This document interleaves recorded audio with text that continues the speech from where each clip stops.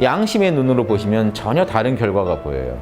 몇 개 안 되는 물질이라 하더라도 그게 양심의 눈에는 이게 엄청난 다른 의미를 가질 수도 있다는 거죠. 그렇게 보시면 재밌습니다. 그렇게 봤을 때는 우주랑 소통하는 삶이 뭔지도 느껴져요.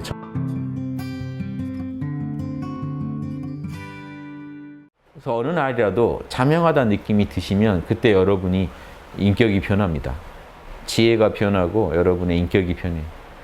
지혜와 사랑 쪽으로 다가가면요, 여러분 인격이 이제 스케일이 커지는 거예요. 제가 기존 종교를 많이 반대하는 이유가 뭐냐면요, 종교 자체가 도움이 되면 반대할 이유가 없는데 종교에 가입만 하면 이 반대로 돼요.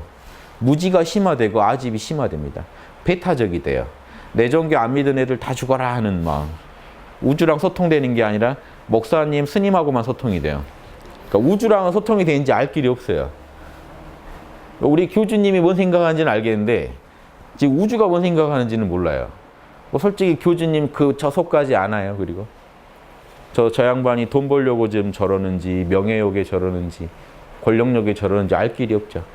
이렇게 거짓만 보며 살다 가면 거기에 보람이 있냐 이거죠. 우리 마음에는 분명히 진선미를 읽어낼 수 있는 능력을 줬는데 하늘이 이걸 다 못 부리고 살아가는 건요, 아무리 길게 살아도 그만큼 뭔가 부족점이 있지 않냐 이거죠.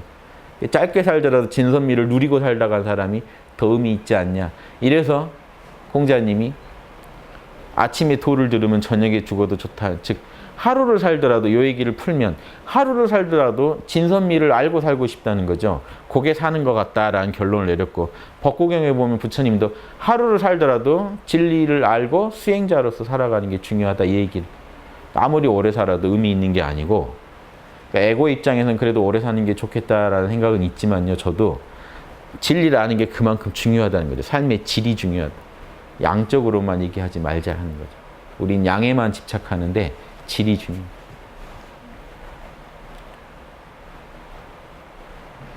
이런 얘기하면 누가 네가 돈 맛을 못 봐서 아직 그런 얘기를 한다 이럴 수도 있어요. 그런 부분도 다 인정하지만 저도 마찬가지로 당신이 돈 맛을 못 봐서 그런다라고 얘기하면 되는 거니까 저도 할 말은 있죠. 아무튼 이런 겁니다. 그래서 제가 이제 이렇게도 얘기해보고 저렇게도 얘기해보는데 어떤 관점으로 얘기하건 제 논리는 항상 똑같습니다. 그게 저의 한계일 수도 있고 진리가 진짜 그렇게 생겨먹어서 그럴 수도 있고 그런 건 여러분이 또 판단하실 일이고요. 전 저대로 자명한 것 같아서 말씀드리는 거니까 또 여러분들 안에 있는 신성을 믿으세요. 저를 믿지 말고. 이런 얘기도 드린 적이 있는데 진짜 고수는요, 자기 양심 하나 밝힌 거, 그럼 나는 진선미를 다 알고 느끼고 이루고 산다라는 여기에 만족할 수 있겠냐 이거죠. 진짜 고수는요, 왜냐 보세요. 제가 이제 인류가 한 50억이라면 50억 분 중에 1만큼 지금 양심 개발해 놓은 거예요. 50억 분 중에 그럼 나머지는요, 그러면 그렇게 대충 살아도 양심 모르고 살아도 제가 만족할 수 있을까요? 지혜와 사랑이 지금 개발된 사람 입장에서 못 견뎌요. 각각의 내면에서 지금 각각의 상황이 다 처한 처지가 다르죠. 기질도 다르고 역량도 다르고 처한 상황도 달라요. 그 각각의 상황에서 그 역량 속에서 각각의 재능을 가지고 양심이 어떻게 지금 외치고 있고 양심이 뭘 표현하려고 하는지 그게 다 궁금해집니다. 고수가 될수록. 그래서 한 분 한 분 속에서 양심이 발현되는 과정을 돕고 싶고 도왔을 때 그 결과물을 또 보면 감동인 거예요. 한 분이라도 더 양심으로 깨어나야만 만족이 와요. 이게 어쩔 수가 없게 그렇게 돼 있어요. 양심이 각성될수록 우주를 하나라고 느끼고 우주 모든 인류를 그 존재의 나툼이라고 보고 또 서로 간에 지혜롭게 살아야 된다는 게 확고해지니까 가만히 있어도 걱정을 하게 된단 말이죠. 다른 사람 양심 도와주고 싶고 개발하는 거, 그 양심이 이 우주에 펼쳐져 가지고 뜻을 이루는 거를 보고 싶은 거예요. 돕고 싶고 보고 싶고. 그 욕심이 나게 돼요. 당연한 겁니다. 그래서 고수가 될수록 나 혼자만의 해탈이라는 건 더 멀리 가고요. 내가 양심 찾아보니 너무 좋더라는 고마움으로 남들도 다 찾게 해서 이 우주가 전체적으로 밝아지는 것을 원하게 돼 있다는 거죠. 그래서 이런 게 이제 공부의 끝엔요, 결국 더 인간관계를 잘하면서 모두가 이 하나의 팀이 돼서 더 우주를 광명하게 만들게 가게 돕는 것, 이것이 결론이지 우주에서 벗어난다거나 이런 거는 아예 없습니다. 저도 대승은 모두 그런 걸 바래요. 대승 공부를 하신 분은 저도 이제 이런 생각을 대승불교에서 배운 게 아니라 애초에 저희 선생님한테 배웠단 말이죠. 봉호 선생님한테 배울 때 그분이 단학을 가르쳐줘서 단학에 욕심을 많이 내긴 했지만 그것만큼 재밌는 얘기가 홍익인간 얘기를 하면 가슴이 뛰는 거예요.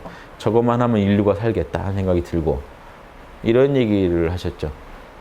공부의 끝에 가면 그럼 단학에서 끝은 신선이어야 되잖아요. 그런데 이분은 이상한 얘기를 하는 거죠. 신선 도사 될 사람은 내 밑에서 다 나가라 이러신 분이거든요. 이 공부에서 사회에 참여할 사람만 나한테 와라. 아예 대놓고 그렇게 얘기하신 분인데다가 공부는 다른 거 아니라 일처리 빈틈없이 하는 거다. 또 이런 얘기 완전히 다른 얘기죠. 일반 단학인이 할 얘기가 아니죠. 그 다음 얘기가 이거는 널리 알려진 얘기는 아니고 그 얘기를 직접 들은 분한테 제가 들은 얘기예요.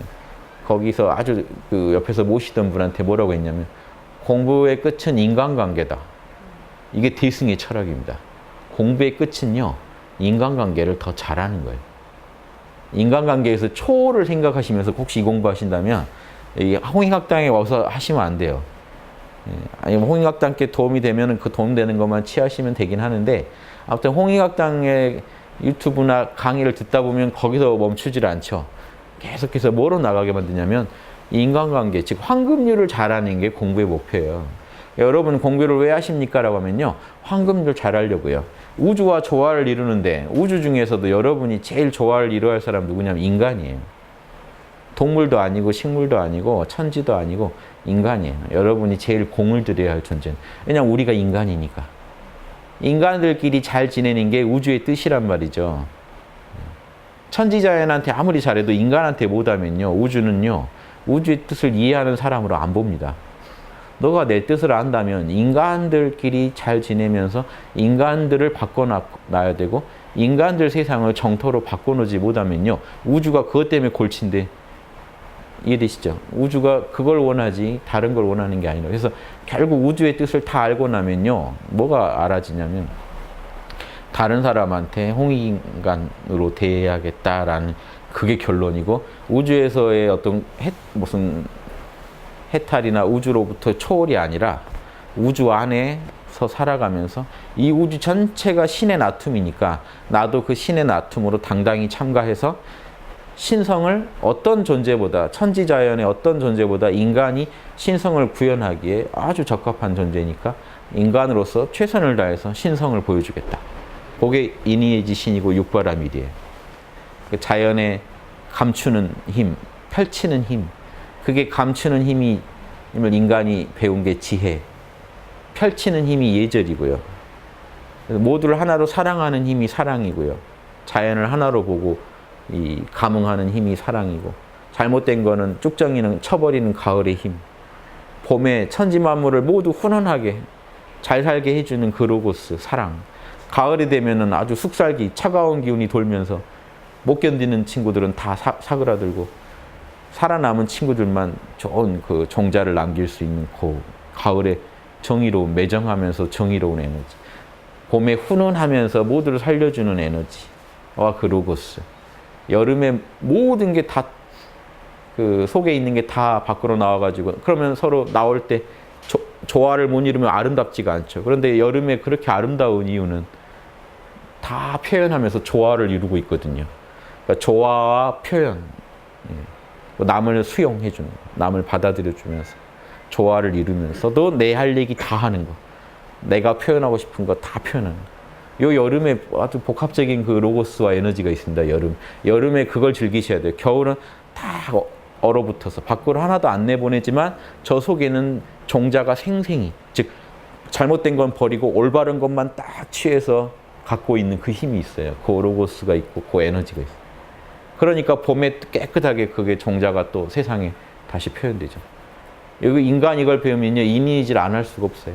사랑, 봄처럼 사랑, 가을처럼 정의롭고, 여름처럼 조화와 예절을 지키고, 겨울처럼 옳고 그른 걸 선명히 알아보면서 잘못된 건 버리고 옳은 것만 취할 수 있는 지혜.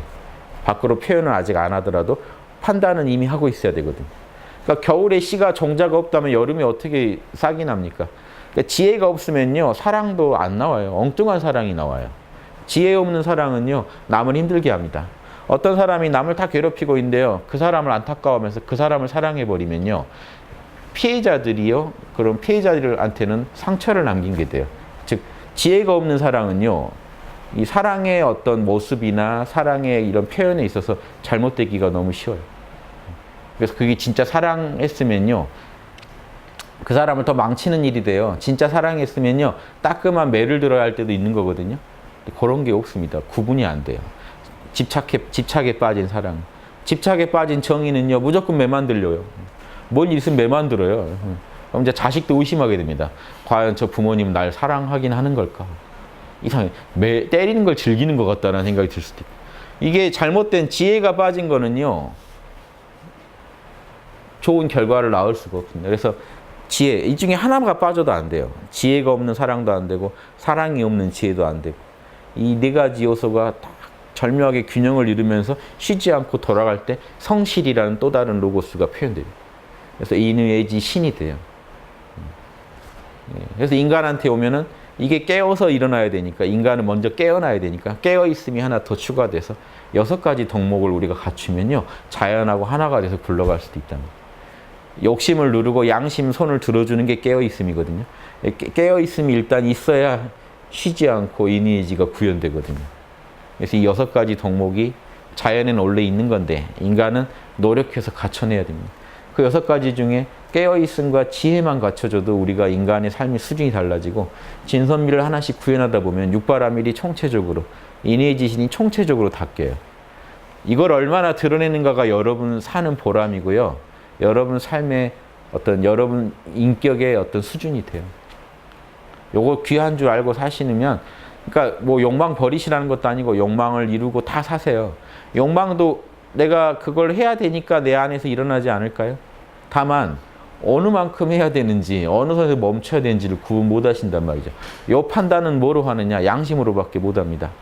여러분 진선미를 얼마나 알고 있느냐가 여러분 삶이 얼마나 이렇게 순탄하게 흘러갈 수 있는지, 이 많은 풍파를 일으키면서 갈지를 결정합니다. 요걸 아시는 만큼 여러분 욕심 컨트롤이 쉬워져요. 진선미가 선명할수록요, 욕심을 더 잘 이루게 됩니다.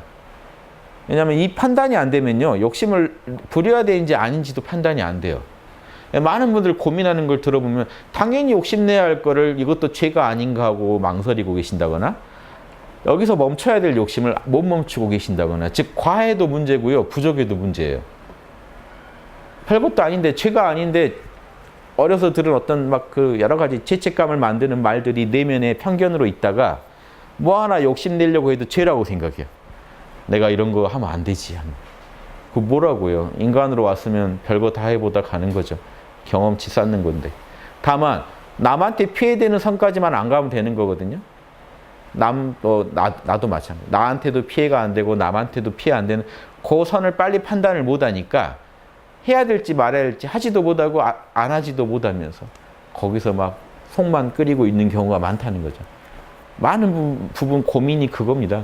그래서 근데 진선미 선명해지면 그런 일이 생길 때요, 요건 욕심 부릴 거 아니야, 내 거 아니야 하고 딱 무시해버리고, 어떤 거는 이거 남이 뭐라든 나는 어디 해볼 거야. 요게요, 빨리 판단된다는 거는요, 기적입니다. 삶이 변해요. 여러분 요거만 빨리 판단돼도 삶이 변해요. 쓸데없는 걸로 고민 안 하세요.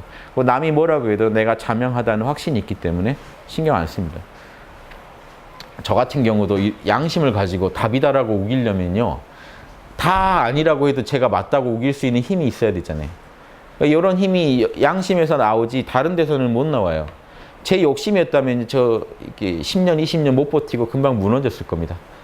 제 욕심이 있었다면요, 더 돈 되는 거 다 빨리 성공할 수 있는 걸 찾지 이걸 왜 하고 있겠어요. 성공할 확률도 없고. 다만 이게 너무 옳은 것 같아서, 제 양심이 이게 너무 옳은 것 같고, 이걸 하다가 실패하더라도 이걸 하다가 살다 가는 게 제일 보람일 것 같다라는 그 만족감이 너무 커서 그냥 버틴 거죠. 이 계산으로는 안 나오죠, 이게. 근데 제 양심에서 너무 옳은 것 같고 많은 분한테 도움이 될 게 확실해서 그거 믿고 계속 버텨본 거예요. 그러니까 결국은 그 지금 많은 분들이 또 제 얘기 들어주신 거 보면요. 이 양심을 따르는 삶이 제가 강추할 수밖에 없다는 거죠. 제가 어떤 이익이나 그걸 따지고 이렇게 계산하면서 했으면 못 버텼을 거예요. 변질됐거나 오다가 아마 뭐라도 하나 책이 잘 팔리면 그거 위주로 해서 아주 그냥 아마 무슨 영업을 했을 텐데 그럴 때마다 또 돈 안 되는 선택을 또 하고 하다 보니까 여기까지 온 거거든요. 근데 전혀 후회 안 하는 게 이 과정이 공부였거든요, 저한테. 욕심과 양심의 순간에 양심을 택했을 때 그 결과가 어떻게 오는지. 이걸 계속 관찰해 봤더니요. 우주가 절대 죽게 안 놔둬요. 망하게 안 놔두더라는 것도 느꼈어요. 진짜 돈이 없어 망할 때는요. 갑자기 드라마 촬영이 들어와요. 우리 집에서 드라마를 촬영하겠대요. 그래서 한번 해당 20만 원씩 받았어요. 그 돈은 싹 전 뭐 보지도 못했죠. 그대로 도장 월세로 싹 나갔는데 그러니까 이렇게 딱 궁지에 몰렸을 때는 갑자기 황당한 제안이 와요. 그걸로 넘어가요. 또 넘어가면 다시 살만해져요. 이걸 몇 번 겪다 보니까 이제 안 망할 거란 걸 알아요. 알게 됐어요. 이게 제가 양심만 고집하면 안 망할 거란 걸 알게 됐어요. 뻘짓만 안 하면 망할 수가 없다. 제가 욕심만 안 부리면 이 일은 망하지 않고 계속 더 번창하리란 확신이 들 때가 오더라고요. 그래서 제가 우주랑 수작해야 된다 이런 얘기를 합니다. 우주랑 수작을 하다 보면 분명히 있어요. 결이 있어요. 제가 어떻게 하면 어떻게 되고요. 욕심을 탁 부리면 여기서 탁 다른 반응이 나옵니다. 근데 일반인은 이 말을 제가 이렇게 얘기해 드려도 바로 빨리 판단이 안 서는 이유가 워낙 욕심 속에 살기 때문에 이렇게 술을 놔도 욕심으로 또 놓고 계시기가 쉽고 제가 하는 말 제가 했던 실험이 그대로 실험되지는 않더라는 걸 알았어요. 그래서 빨리 판단 안 되시는 거지. 저 같으면 이제 진짜로 뭐 양심 아니고는 살 수 없는 지경까지 저를 몰고 갔으니까 그 술을 놨을 때 반응이 예민하게 느껴진다는 거죠. 근데 이제 욕심으로 많은 판단을 하시는 중에 살짝 이걸 곁들이면 판단이 빨리 안 서실 거예요. 그러니까 다른 욕심의 어떤 결과물인지 이게 그쵸. 이게 빨리빨리 분석이 안 될 수 있는데 저 같은 경우는 분석이 쉬운 게 진짜 다 내려놓고 인의지대로 한번 가본 거죠. 제 욕심을 최소화해가지고 양심에 어긋난 건 안 하면서 계속 와보니까 판단이 빨리 서죠. 제가 마음을 하나 탁 냈을 때는 반응이 바로 탁 와요. 욕심을 부리면 탁 안 좋은 게 일어나는. 요게 이제 좀 더 그 실험하기 좋은 상태라는 점이 있어요. 그래서 제가 우주랑 수작한다는 얘기를 드리는 게 진짜로 수작을 할 수가 있어요. 여러분 마음만 비우시고 수작을 하면요. 수작이 돼요. 내가 이렇게 했을 때 우주가 어떻게 화답하는지가 느껴진다니까. 그래서 그 뜻이 느껴져요. 그래서 이게 절대 망하지 않겠구나 하는 것도 나중에 알게 됐고 몇 번이나 망할 위기가 왔는데 이렇게 안 망해지더라고요.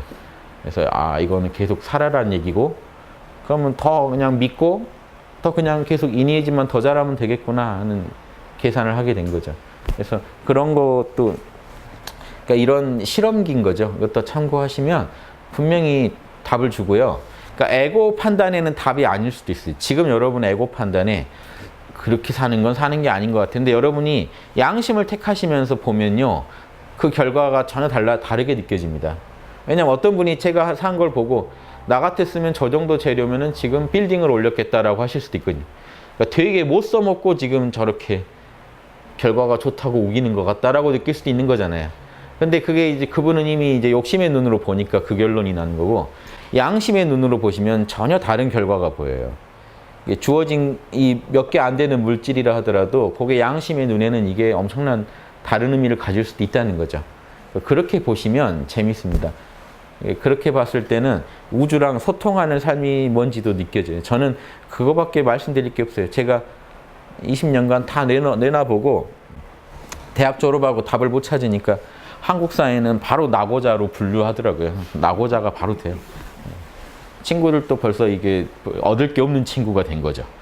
저건 맨 대학 때도 이상한 거 하고 산으로 다니고 하더니 산은 뭐 한 번밖에 안 가는데도 아무튼 이미지가 맨 산으로 가서 수행하고 하더니 계룡산에 딱 한 달이 있었는데 사람들 이미지는 늘 산에 가 있는 사람 딱 분류돼 가지고 딱 세상에 도움 안 되는 것만 하는 친구 딱 이렇게 분류돼 버리더라고요.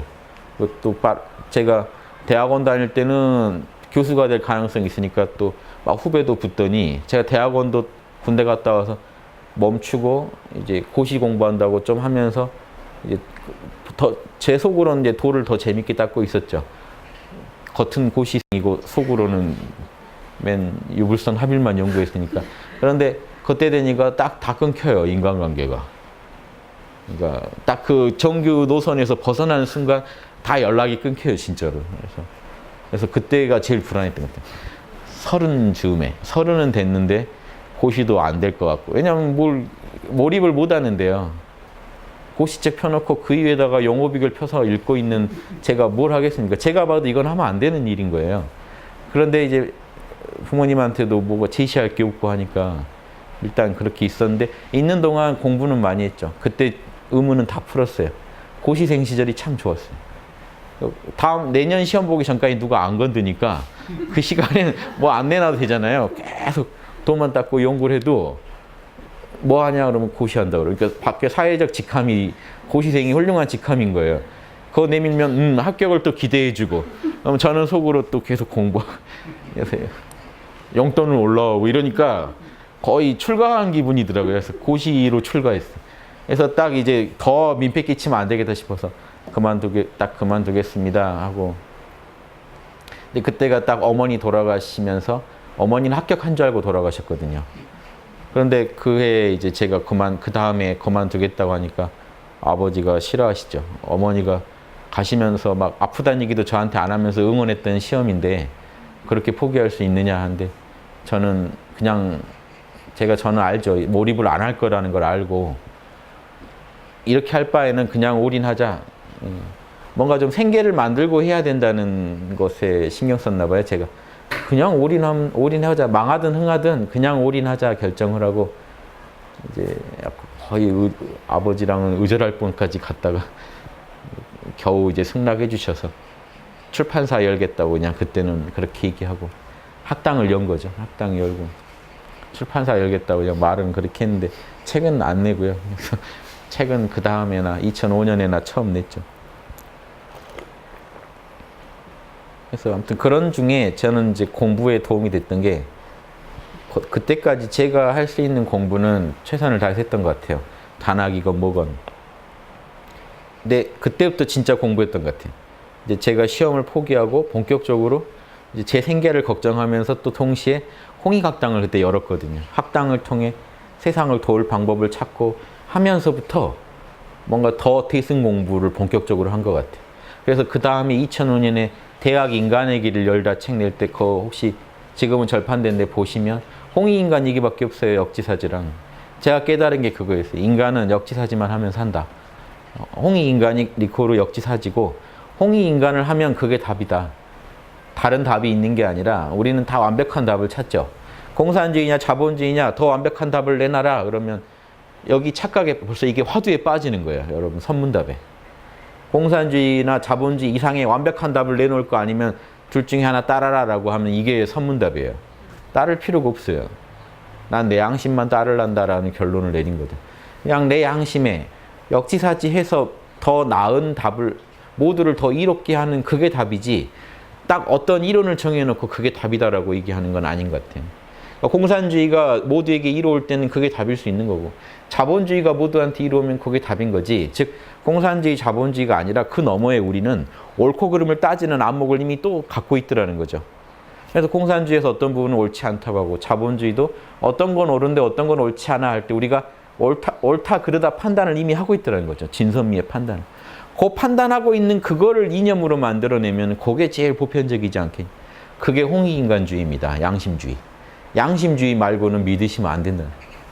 왜냐 어떤 이론이건 양심에 부합할 때 인간이 옳다고 하는 거고 부합하지 않으면 문제 있다고 할 수밖에 없는 거기 때문에 벌써 그런 2차적인 어떤 이념들을 답으로 택하는 순간 여러분은 수많은 양심을 또 저버리게 돼요. 그게 싫더라고요. 그래서 홍익인간주의, 양심주의가 답이구나 하는 걸 깨달아서 홍익학당을 연 거고 그래서 본격적으로 세상 속에서 실험을 해보니까 지난 10년간 실험해본 결과는 홍익인간 하면 무조건 남는 장사라는 거예요. 제가 자명해지고 제 양심이 뿌듯해지고 제 내면이 밝아지고 영혼이 고요해지고 맑아지고 평온해지고 명상만 하시면 될 것 같죠. 명상하시는 하루 종일 명상하실 수 있나요? 명상하시는 시간 외에는 계속 고뇌에 휩싸여야 됩니다. 양심을 선택하지 않으시면요, 여러분 명상할 때만 고요하지 명상에서 나오는 순간 또 수많은 잘못된 선택을 하게 돼요. 문제가 있죠. 일관성이 없는 수행이 돼요. 그럼 그렇다고 계속 명상만 하고 있다는 것도 답이 아니고. 그런 거를 제가 이제 실증을 해보면서 그리고 택한 거고, 제가 아주 철저한 소승 수행자랑 몇 년을 같이 지냈어요. 고시 생활하면서. 그분을 보면서 철저히 느꼈어요. 소승 수행이 어떤 건지에 대해. 저는 같이 지내면서 느낀 겁니다. 그분은 제가 볼 때는 그 24시간 깨어있을 수 있는 사람이에요. 깨어있으면 달인이에요. 근데 그분이 판단하고 행동하는 걸 볼 때 인의지가 없는 거예요, 그 안에. 근데 그분은 끝없이 본인이 누구보다 더 낫고 이제 해탈 목전에 와 있다. 사실은 뭐 열반 얻었다라고 생각하고 계시는 거예요. 전형적인 소승성자의 말과 언행을 보이는데 제가 가까이 지내보니까 주변 사람들이 피해를 엄청 입어요. 인의지로 판단을 안 하니까. 그래서 제가 그러니까 저한테는 또 공부였던 거죠. 아주 하늘이 도와주는 거예요. 그러니까 여러분 양심만 따르고 살기를 결정하시면요, 하늘이 도와줘요. 이상한 사람들을 붙여줍니다. 붙여서 지내다 보니까 괴롭긴 했는데 배웠어요. 그분 아니었으면요, 철저한 그렇게 제가 어디 동남아 가서 수련해 본 것도 아닌데 같이 지내면서 하루 종일 같이 붙어 있으면서 보니까 판단할 때 뭔가 문제가 있더라는 거예요. 계속해서. 그 판단이 뭐냐 하니까 인의지 부족이었어요. 그래서 그 얘기를 했더니 그분이 뭐냐면 인의지는 에고다라고 딱 나오더라고요. 인의지는 에고. 참나의 세계엔 그런 거 없다. 그래서 일단 가설로서 존중해서 저는 해봤죠. 제가 그분이 얻은 그런 걸 다 얻고 보니까 인의지가 더 저는 크게 느껴지는 거예요. 그러니까 이거는 저 사람의 고정관념이었구나, 일 수 있겠구나라는 판단이 섰고, 이왕이면 4대 성인을 따르는 게 맞겠다라는 생각에서 제 양심에도 맞고 여러 과정을 거쳐서 내린 결론들입니다. 그래서 누가 와서 질문해도 제가 봤을 때 제가 같이 지냈던 그분만한 분은 본 적도 없어요. 밖에서 뭐 도 좀 얻었네 하는 분 봐도요, 그분은 그런 분보다 훨씬 뛰어난 분이었어요. 제가 능력은 인정해요. 근데 이분이 소승의 길을 걸으니까 도저히 타협이 안 나오더라고요. 저는 계속 유혹했는데 대승으로 가자고. 오늘 할까 그래요. 대승이 옳은 것 같다. 또 자고 일어나시면 돌아가 있어요. 다 에고 노름인 것 같다. 그러면 끝이에요. 그래서 대화가 안 돼요. 그래서 그분하고 저는 몇 년을 같이 얘기하면서 꼬셔도 보고 안 되는 거 보고 느끼는 게 뭐냐면, 한번 소승을 택하니까 뭐든지 마지막 가면 자기 열반에 도움이 되냐 안 되냐에서 결정이 나더라고요. 그래서 제가 법구경 강의할 때도 석가모니 이론이지만 좀 제 비판적인 얘기를 한 게 뭐냐면, 거기 나온 선악이라는 거는 자기 열반에 도움이 되면 선이고 해가 되면 악이 돼버립니다. 근본적으로. 그러니까 이게 양심이 있는 분한테는 좀 다른 의미를 가지겠지만 양심이 없는 수행자한테는 철저한 이기주의로 나타날 수도 있어요. 석가모니 같은 경우는 양심이 개발되신 분이니까 그렇게 하더라도 이게 통이 큰 선악을 택하시지만, 그 말만 그대로 믿고 따른다면 철저한 이기주의자도 나올 수 있는 거예요. 즉 열반에 안 되는 건 다 물리치고. 즉 그러면 여러분은 찬탄해야 되는 존재가 되는 거예요. 철저히 이기적이고 자기 열반만 관심 갖지만 열반에 철저한 사람 보면 여러분은 존경해야 될지 비난해야 될지 판단이 안 서실걸요. 저 양심에서는 아니라고 외치는데 교리상으로는 너무 철저하거든요. 이런 모순에 빠지게 돼 있어요. 제가 그걸 실감나게 저도 고민해 봤거든요.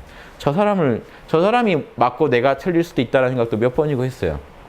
난 너무 인의지 따지고 있고 저 사람이 맞을 수도 있다. 내가 아직 공부가 부족해서 인의지를 못 놓고 있나 보다라고 가설을 세우고도 해보고 여러 가지 해봤는데 확신이 이제 든 거죠. 제 양심과 소통을 더 해보니까 양심은 그런 얘기를 안 하더라고요. 그런 고민도 안 해요. 열반이니 뭐니 고민도 안 해요, 양심은. 여러분 깨어 계실 때 열반에 들고 싶다는 생각 안 합니다. 그거 다 누가 얘기하냐면 에고가 얘기해요. 죽인다, 더 있고 싶다, 이런 얘기 누가 합니까? 삼매 들었을 때요, 선명하고 밝아진 의식일 뿐이지 열반이고 참나고는 열반에 더 들고 싶다, 쉬고 싶다 이런 얘기 안 합니다. 욕망을 버리고 싶다 이런 얘기 안 해요. 왜냐하면 여러분이 깨어나는 순간 욕망도 이미 다 질적으로 변해버려요. 연금술사라 참나가 드러나면 여러분 욕망도 다 조절돼 버립니다. 참나 안에 참나를 따르게 돼요. 물론 이제 왜곡된 우리 고정관념들이 또 방해는 하겠지만 근본적으로 변해요. 여러분 욕망이 힘을 잃어요. 참나랑 하나로 돌아가기 시작해요. 그때 무슨 열반이 들고 싶다는 생각이 들겠습니까? 그래서 제가 실험해 본 결과는 참나는 열반을 원하지 않는다는 결론을 내렸어요. 참나는 본래 열반이지 본래 열반에 든 존재가 열반을 원하지 않는다. 에고가 쉬고 싶은 마음에 내는 거예요. 열반에 든다 안 든다도. 그래서 결국 내린 결론은 진짜 내가 에고 안 부리고 한번 참나 뜻 그대로 따라가 보자 하면요. 이니이지밖에 안 납니다. 여러분 참나 뜻 그대로 한번 살아보기 하루 실험해 보세요. 하루만. 명상만 들려고 하지 마시고 명상에 든 상태에서 참나가 어떻게 생각하고 어떻게 말하고 어떻게 행동하고 싶어 하는지 한번 쭉 따라가 보시면요. 여러분 남한테 욕심 부리고 싶을 때도 욕심은 에고나 부리는 거지 참나가 부리는 게 아니잖아요. 다 정화됩니다. 그러면요. 그냥 미래도 과거도 없고 그 순간 양심에 뿌듯하게만 지내시는 삶이 이루어져요. 요게 저는 모든 대승성자들이 꿈꿨던 삶이라는 이 삶에서 떠나지도 않고 삶에 매몰되지도 않으면서 삶 속에서 매 순간 진리를 표현하고 있는 존재. 이게 제일 아름다운 모습이더라. 이걸 느끼고 나니까 이제 제가 그런 확신이 없었다면요. 제가 읽은 모든 성자들이 다 열반을 외치는데 저 혼자 이걸 하려니까 저를 스스로 의심 많이 해봤어요. 제가 도저히 안 믿겨서. 인도 성자들 것 막 다 구해봤더니 인도 성자 중에는 딱 한 분 저랑 의견이 맞고 나머지는 다 열반으로 들자는 거예요. 라마 크리슈나가 좀 더 비슷하고 저랑 바바지라는 분이 저랑 생각이 똑같고 나머지는요 다 열반 얘기만 하는 거예요. 라마 크리슈나는 이 우주가 다 신의 작품이니까 즐기자라는 얘기를 하더라고요. 약간 포인트는 다른데 그래도 이분이 현상계를 긍정하더라고요. 근데 바바지는 현상계를 바로잡자는 얘기를 하더라고요. 그래서 이분이 제일 그 육아 같은 모습을 하더라고요. 그래서 이 인도도 다 조사해보고 4대 성인들 다 봤더니 4대 성인들은 그래도 저랑 뜻이 같고 맞더라는 거예요. 그래서 4대 성인을 따르기로 이왕이면 내 양심을 따르기로 이왕이면 내가 체험한 그 자명한 느낌을 따르기로 하고 이제 학당을 연 거예요. 2004년에. 그게 이제 30살 때예요. 29, 30살 때 이런 정리를 다 했어요. 31살 때 이제 학당을 처음 연 거죠. 2004년에.